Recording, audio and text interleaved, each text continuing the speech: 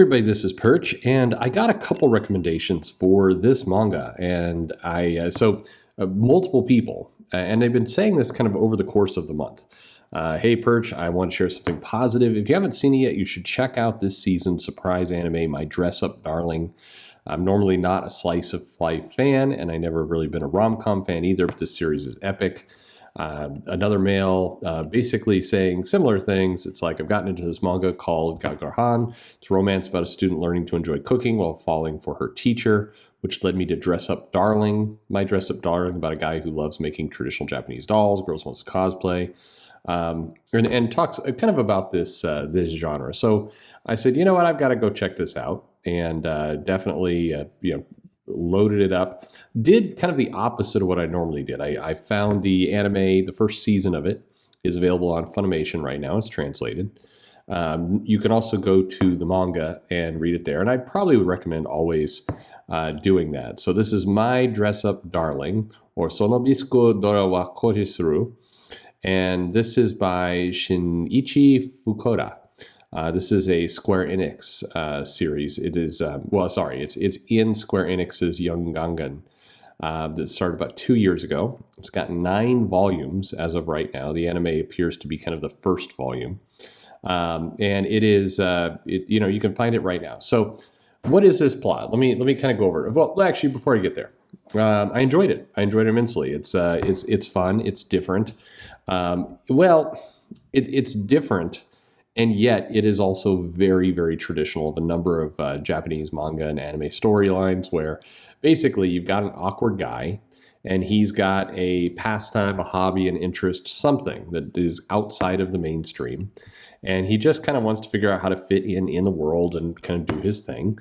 And the super hot girl takes interest in him for some reason and thus sets off a wacky series of adventures between the two. So anyway, that's core to what this series is. The nice part about it, as I was watching it, was first of all, it seemed to have a decent amount of fan service. We'll get to more of that in a moment. So I'm like, it's going to be another one of those series where people are going to bitch about it and everything else. And I happened to on an article on CBR where the perception of this series seemed to be, hey, this series breaks gender norms. It doesn't, but it basically, because the guy character, the male character, sews costumes, and the girl character is a little bit more outgoing and crazy and everything else. And again, this isn't particularly unique in any way. Misanao Koko, various things from Rumiko Takahashi and others have had these kinds of breaking gender norms before.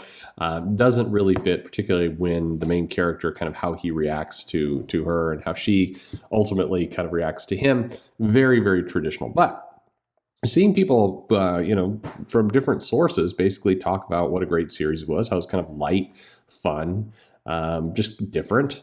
I was like, okay, this is going to be the uniting thing that brings everyone together, and there isn't a bunch of crap about, this one won't enter the culture war. Sure enough, there's no way for this one to enter the culture war, but silly me, in episode 7 of My Dress Up Darling, the main character here, she gets Marin Kitagawa gets a spray tan.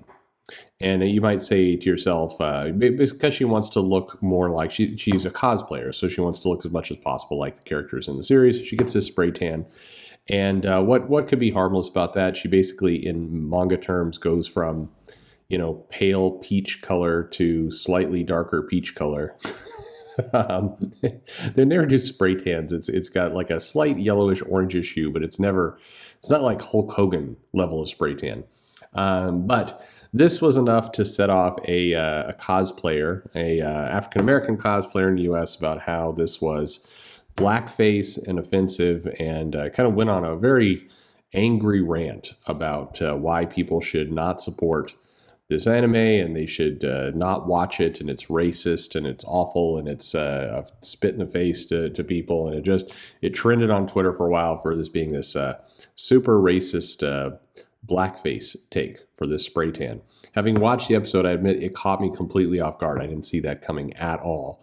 And like these things tend to go, and this is what always exhausts me about this stuff, is came out with this absolutely absurd tweet, this absolutely absurd take about how the spray tan, which was thoroughly explained in the anime, I mean, the entire crux of this woman's character, Marin Kitagawa, is that she tries to dress up like video game characters. She's a cosplayer. It's her entire way of being. It's what brings her to the male protagonist, Wakana Gojo.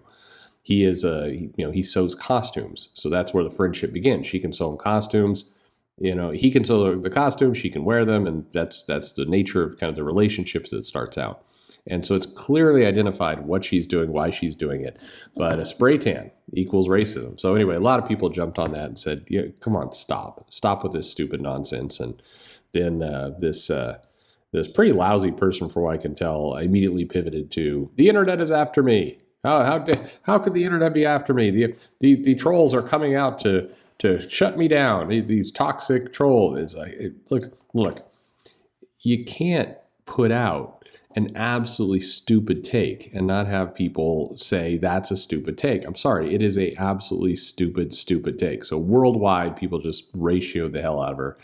And but I mean, she was calling for people to stop watching the show, cancel it, burn their anime. Like, she was full on saying people should not watch it. You should not watch it. It's perpetuating racism. And she got mobbed over that, and then immediately turned it into, people are mobbing me, a African-American cosplayer, which is how it all goes. What a bunch of nonsense. Anyway, but leaving that aside, I'd recommend this. I think it's a fun little manga.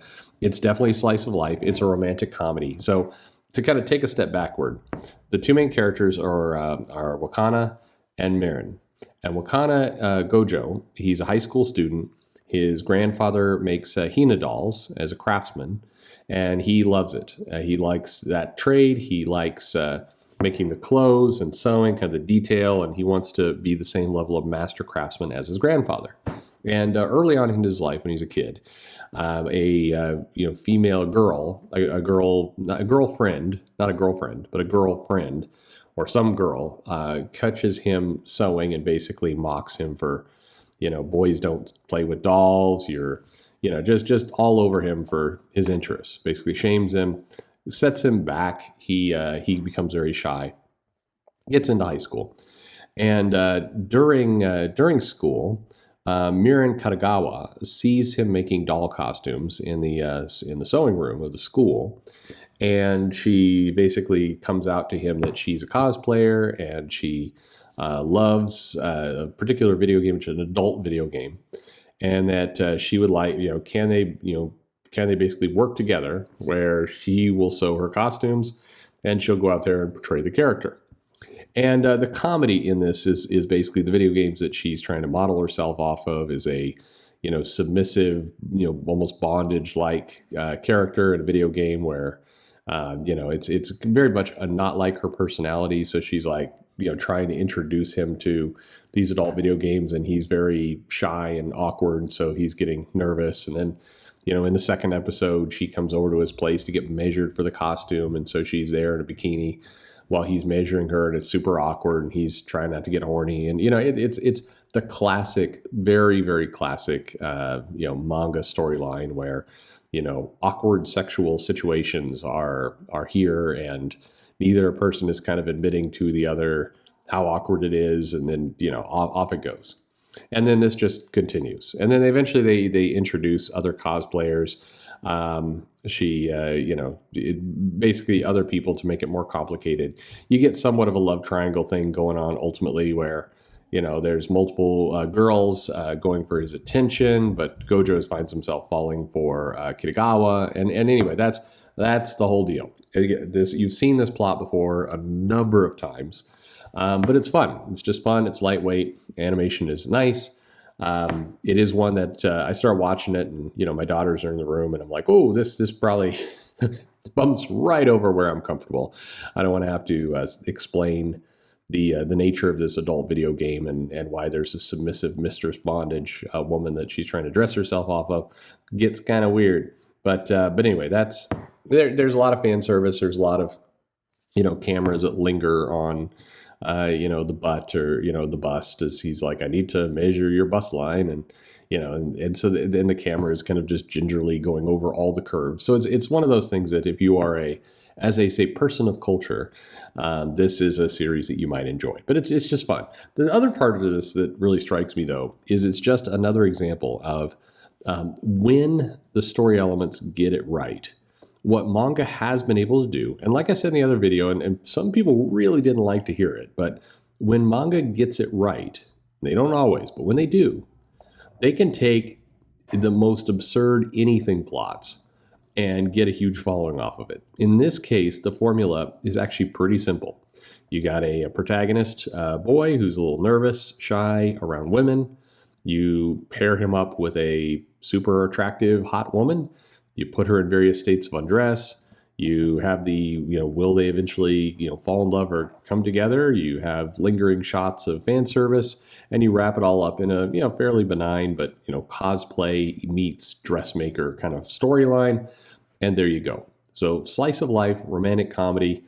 Manga has the ability to take something about a doll dressmaker creating costumes for a cosplayer and turn it into a hit. And that's where you are. The reception is very, very strong. The series is doing great. It is on Funimation. I think it's on Cloverworks, wherever you happen to have it. And no, it's a lot of good stuff. If you're going to be triggered by it, I think it's episode 7 where the girl gets a spray tan. And then this apparently the most horrific thing you've ever seen in your entire life, I suppose.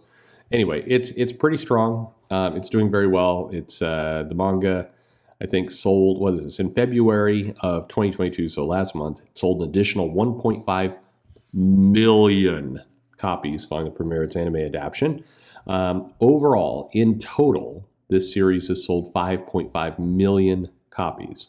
So ranked 16th, very, very popular in Japan, and now making its way over here in the US. Appears like it's going to be a bit of a beast, but if you're the kind of person that likes to compare these things to Western comics, 5.5 million copies of this series. So just don't say something stupid. It's 5.5 million copies for all 9 volumes. All right, so not just one volume. So it's still kicking ass, though.